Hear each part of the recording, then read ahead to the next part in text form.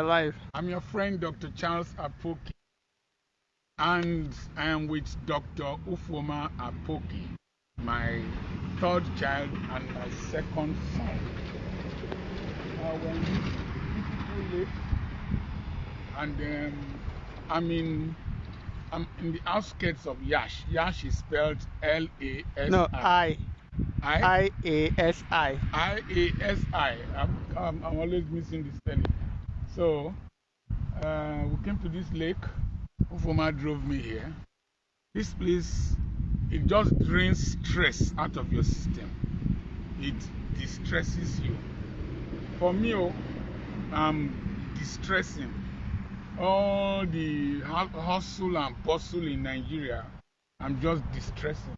Seeing these beautiful mountains, this lake, I saw cows up there, but there were no Fulani herdsmen with them. There were no Fulani herdsmen with them.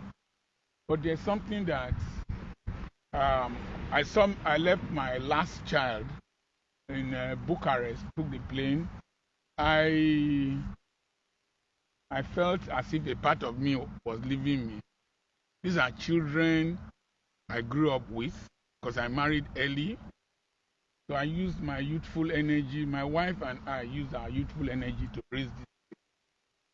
But if you are not yet married, I know the economy is hard. It was also very difficult for us when we started.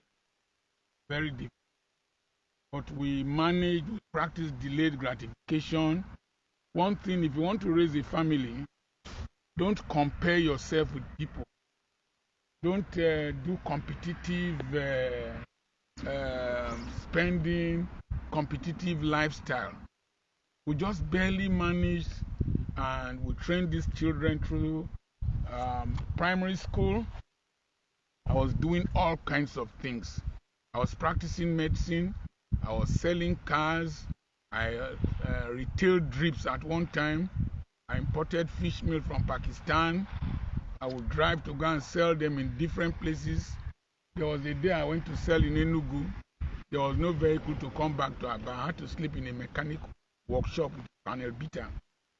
But I had all this in mind. I knew that one day I would be somewhere.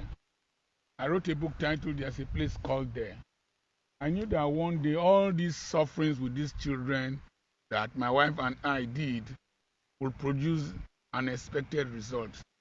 And I'm here in Europe. I'm not looking for a place to preach. That was the way we used to do. We look for places to preach when we travel to countries. I'm not looking for a place to preach because the children are funding this trip. I left Bucharest. They rented a beautiful apartment for me to stay. And another beautiful apartment has been rented here.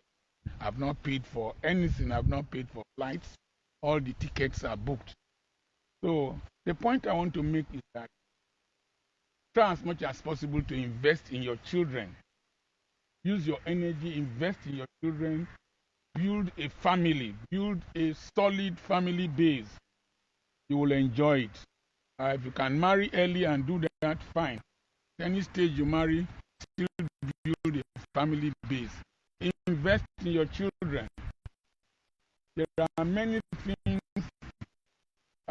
Somebody told me one time I was driving an old car. He said, this car has expired. Today, Ufoma came to carry me, Dr. Ufoma came to carry me with a 2024 model of Yaris Hybrid. Fine. So driving that old car at that time, I used the money to do something tangible. And I'm enjoying the latest car. So you try to practice delayed gratification. Try to practice delayed gratification. See the future. Deprive yourself now. Take some pain now so that you can have gain in future.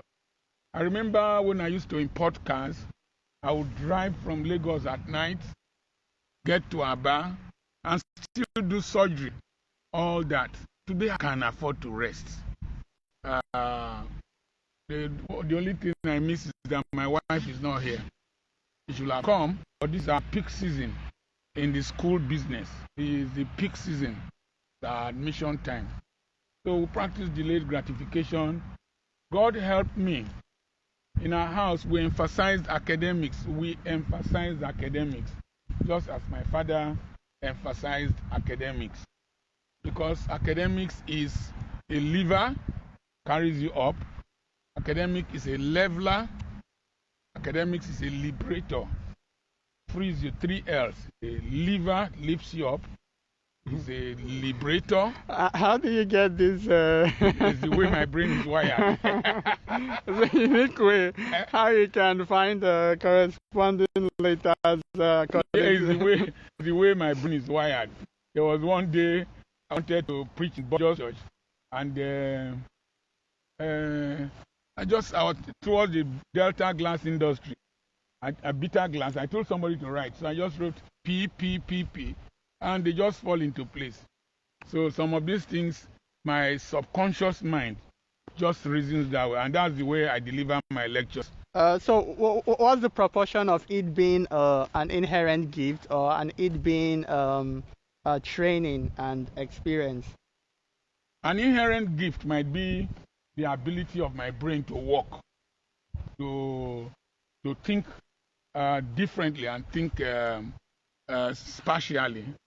But training is that I also read. I read a lot. I read. Then the other thing is that I meditate. I meditate a lot. In fact, sometimes sleeping is difficult for me. I easily just fall asleep. I meditate a lot. I reflect. I read. And then I try to reason another set of arrows. On training children, you when I was in school once, like in Petra, yes, and I was in the bookshop selling books. Yes. A parent came and he wanted to buy books for the child. Yes. I think he had about 3 children, and he was like, all these books are so expensive. If I have to invest this much, when will I get to reap what I've invested in? So, okay, I know when you're training children, you give them your best, at least with an idea that sometime in the future, you might reap something. Well, how do you do it with the proper mindset, not with the aim of, let's say, training them that, okay, it's an investment that I must gain something from? Because I know people have that mindset, and sometimes you might get disappointed if things don't turn out well. Okay. My father was illiterate. My father was a refuse collector in the Warri Urban District Council. Became a security man at Idama Hotel. But as at that stage, even with his poverty, he would tell me, I'm not training you to feed me. I'm not training you to feed me. So, number one, you don't train children because you see them as an investment. You train children because it is a responsibility. Okay. It's a responsibility. Then you also train children with the consciousness that they will take your name far. My father implanted in me, said the English I could not speak it. The places I could not go there. And coming here today, I don't think any Apoki ever has reached here. Any Apoki don't think has reached here. And you are here. Essay is in Bucharest. Mimi is in Germany. Luca is an Apoki. I was just looking at him and said, this is an Apoki too. So you just think about the name of the family. Like the daughters of Zulefea, they said, should our father's name get lost? I preached that message on radio. Should your name get lost?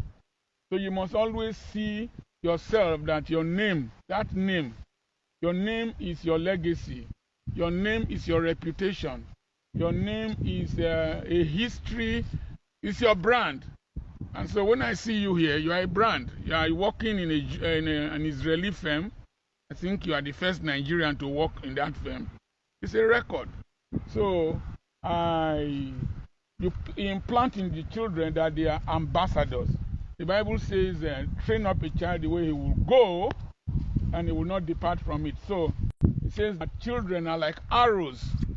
Say, blessed is the man whose quiver is full. An arrow is a projectile. It goes to a distance that the person shooting it cannot reach. You are here. You are walking here. You came here before me.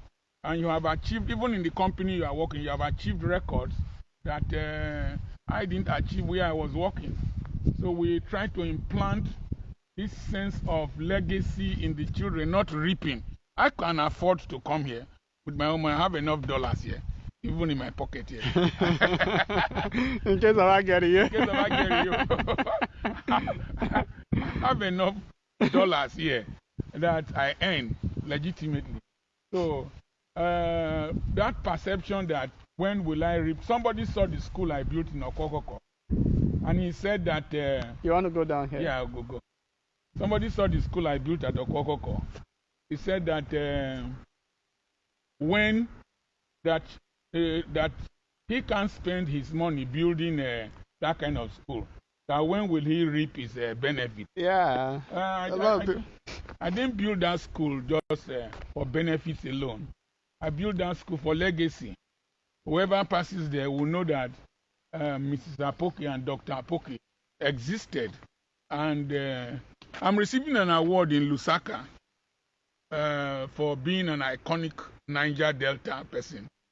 I'm also receiving an award, the same event, for being an iconic African, for the influence I have established, had on Africans in the Niger Delta and Africa generally, my mentorship.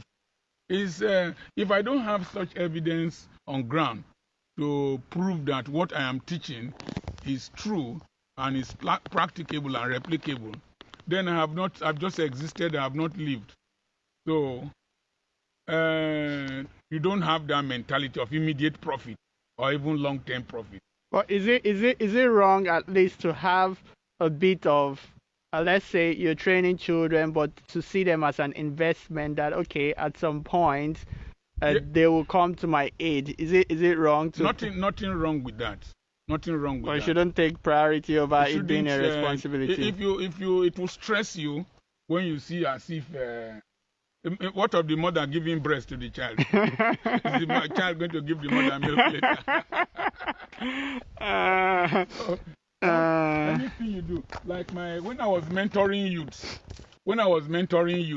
it wasn't as if I was sowing into the youth. Then I will reap. That's the problem we have in church today.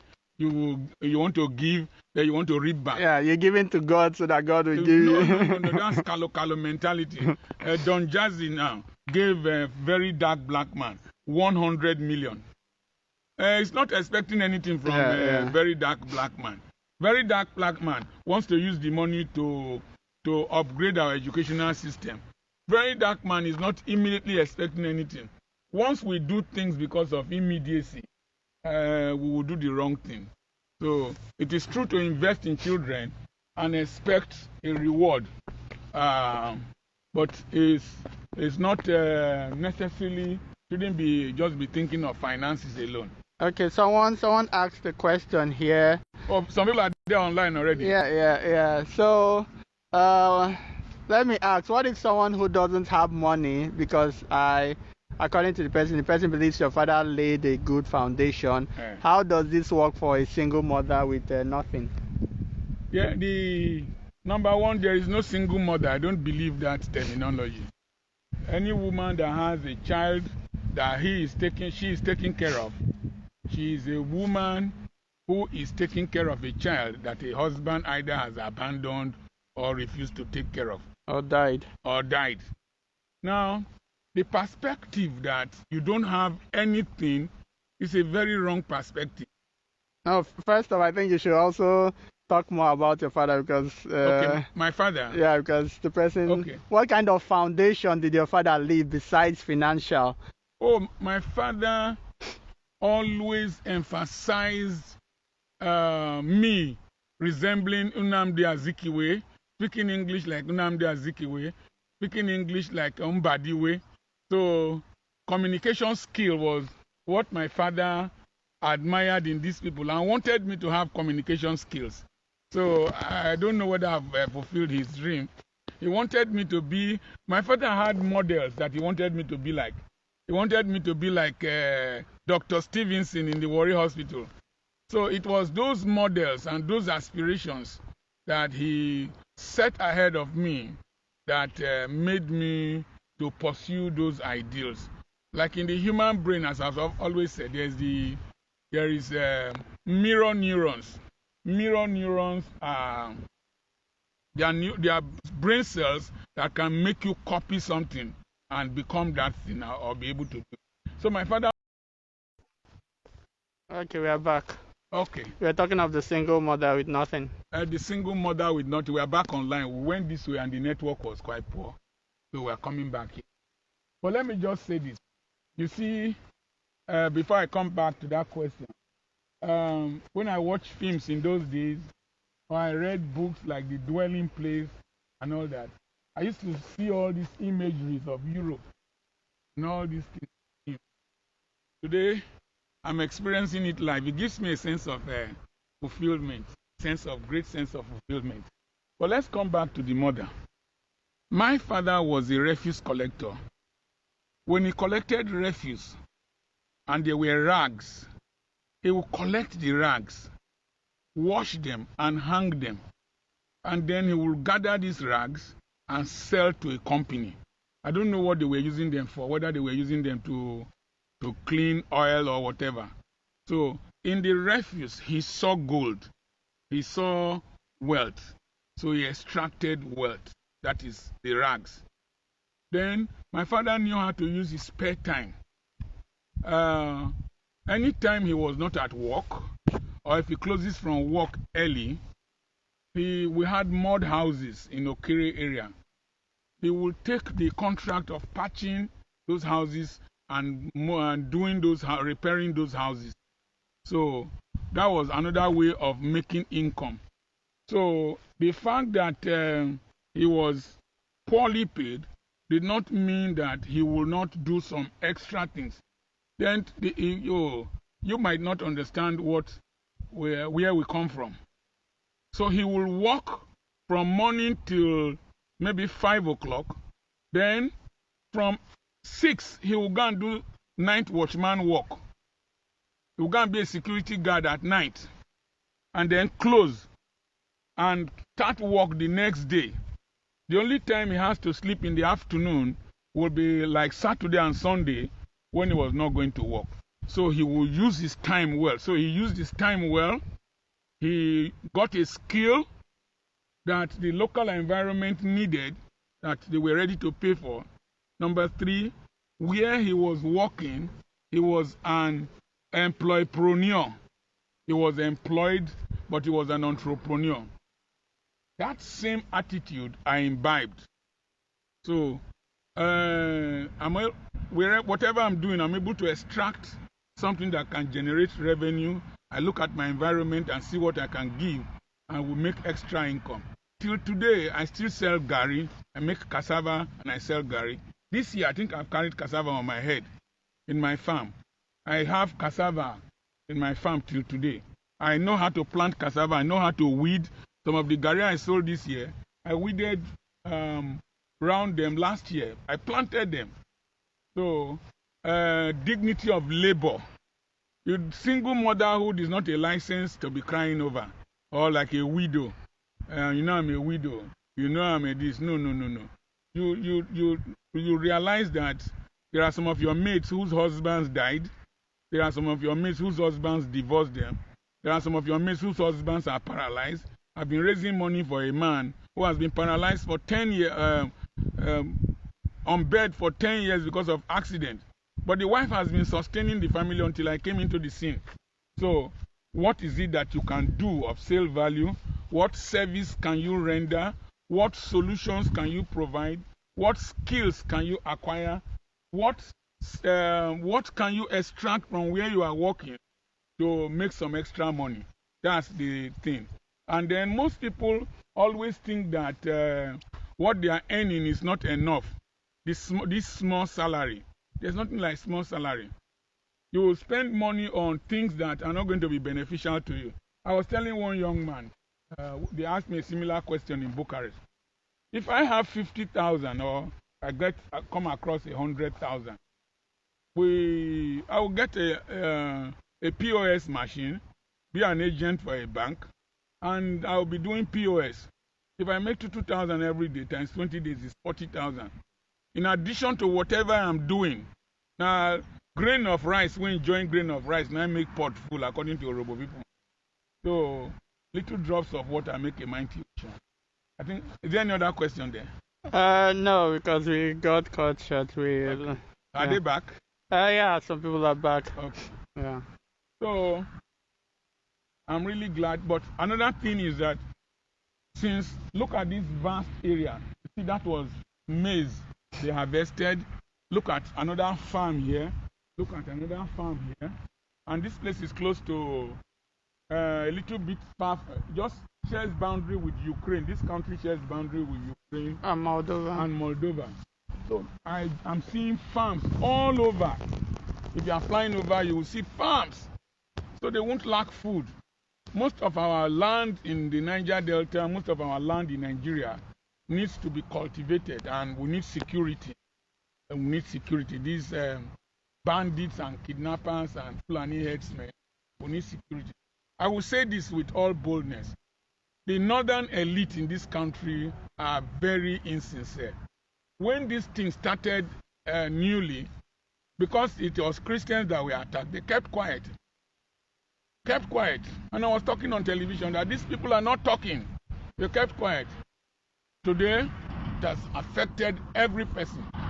Emirs have died, their children kidnapped, students kidnapped. So the leadership of Nigeria has to take our country more seriously. Okay, we have another question. How about some of us that are born into families that don't value education? I got an international scholarship for my master's degree. Just my flight ticket that has been my problem. But none of my family members are ready to support my dream just because they don't value education. How can I convince them to see the reasons to invest in my future so I don't miss this great opportunity? You see, it's not that they don't value education. It's just like priority. It's just like when Mary, the mother of Jesus, got to Bethlehem. When he got to Bethlehem, there was no room for them to stay in any of the accommodation. They are from that town. No place for them to stay. So they went to the hotel. No place for them to stay. Listen, your future is like a pregnancy. When you carry a pregnancy, no person wants to give you a room to deliver it. Each of them, now you go come go oversee my pikin when he never go. You won't go oversee me never go. They don't want they don't want you to be better than them. That's the problem with poor people. Poor people, the poverty is not of money but of mentality. So what do? Number one, write a list of 50 people that can give you 50,000 naira to look at that horse drawing a cat down there. So even with their modernity, there's still some tradition. Look at horse driving a cat, pulling a cat. This is Europe. So write a list of 50 people that can give you 50,000 naira. Tell them you want to travel overseas. Somebody got a scholarship. It's my friend, Dr. Motoko, to Mauritius, and he had the same problem. I told him to write a list of his friends and people he trusts that can. And he broke the money down, and he was able to go. It's there now. So write a list of people that you can meet to give you money that they can afford to dash out. And then you will collect that. Number two, do a GoFundMe. Yeah, I thought about that. Do GoFundMe. At least you're on the internet. Do a GoFundMe. You have a scholarship. You want to go there. And people will donate. I've been able to raise more than 14 million for Dr. It Is Well, Chinweluba, that his church refused to help since. I heard now that they want to donate money when I started donating money. I've paid 14 million deposit. And hopefully by next week, the surgery should have been done. So do a GoFundMe. In the aspect of utilizing the tools we have, such as social media, Yes. Because most times if you go online, people are ready to give to any cause that they are ready to believe in. So how can you use the skills you have? If you just go online and say, okay, I got a scholarship, that might not work. So how can you make people believe in your dream when you're trying to use such tools like social media, besides like, okay, writing to your friends and stuff? Number one, there are people. Look at Don Jazzy gave Very Dark Black Man. 100 million. And Very Dark Black Man, apart from the Don Jazzy's 100 million, people were giving 1,000, some people were giving 500, and that amounted to 70 million before. Yeah, I'm sorry to cut you short. Don Jazzy will be willing to give that to Very Dark Black Man, but might not be willing to give it to some other person that does. You see, the thing is, you have to present your appeal in such a way, like blind Bartimaeus. Jesus, Son of David, have mercy upon me. And the more they pressed him, the more he shouted. The more they pressed him, sometimes you need to shout a lot for people to get your attention. Then, what's that short man's name? Zacchaeus. Zacchaeus climbed a tree to get attention. So it is the ability to get attention. Charles Awuzie said it, that the ability to create visibility. Just carry, I can write a placard, I gained admission to this, I just need a scholarship. Stay in front of ShopRite. Stay in front of somewhere. People will notice you, the news will carry it, and then you will see people donating to you. You see, sometimes you have to be desperate enough, like the woman with the issue of blood, for you to get attention from God. So there are so many ways you can create attention and visibility. How can you relate it to him who has, more will be given? To him who has, more will be given. Now, the thing is, I won't relate it to this particular case, but the truth of the matter is that if it was a rich man's son from your family that wants to go abroad, you will see all your relatives trying to do Osho face and Osho free, going to, I beg you, I no get plenty of this 5,000, take and go. When you come, make you remember me. Okay, I was thinking of this in a way. To him who has, it doesn't necessarily need to be money. To him who has, let's say, talent, or to him who has something to present to the world. They will give you. They will give you. As I'm in Europe now, I've had so many offers to host you. I've had so many offers to host me. Any kind, they want to host me. Then I discovered that now that I stopped doing the videos in the farm. When I was doing the videos in the farm, nobody took me seriously. All my greatest critics were people around me. They criticized me. Some said that I was wicked to my father. That's why I'm suffering. Some said I didn't train my children well. That's why they have abandoned me. But when they see me and my children having cruise now, when do you want to come to America? Nobody has told me I should come to America since. When do you want to come to America? It's as if you have abandoned Canada. If you land in Houston, I will host you. If that's just the way the world is, I don't understand it. You know, the world wants to associate with what is working. So, yes. Any other question? No, now that's all we have. I think we need to go. I just landed this morning and we drove out. I don't know if I told you the story of my grandson. Okay. I have been wondering how my grandson will react when he sees me, because I'm sure his father and maybe his uncle Mimi, the one in Germany, that they are the first black people he has seen, and one other person. So I was wondering how he will react to me. And I've been doing video calls with him. When I call him Mama, he will run and go and bring a car. We'll say Machina. He'll go and bring an airplane. Avion. He will go and bring the elephante. So I thought that he had seen. I thought that he had known my face. Then when I came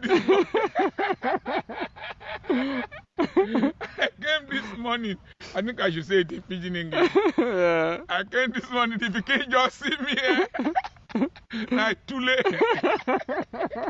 He ran. He started to cry. Run, go meet his nanny. He ran away. Then he closed his eyes. He refused to open his eyes. You see, black man. You don't know, like grandpapa, Dr. Charles Apoki. You don't know, the global grandfather. You don't know, the prayer when I pray, when I small, and they born and so. The boy see me too late. I've not carried him. I'm still trying to bribe him before I will carry him. That's my experience today. So I remain your friend, Dr. Charles Apoki. Stay tuned. This period, we're going to do a lot of live broadcasts. We'll leave here and I'll go to another place. I'll do another live broadcast. Stay tuned. Just be following me on this journey.